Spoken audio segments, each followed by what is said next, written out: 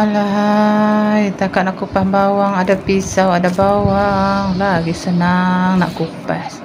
Nak guna mesin tu, tu yang lambat. Jadi dah guys.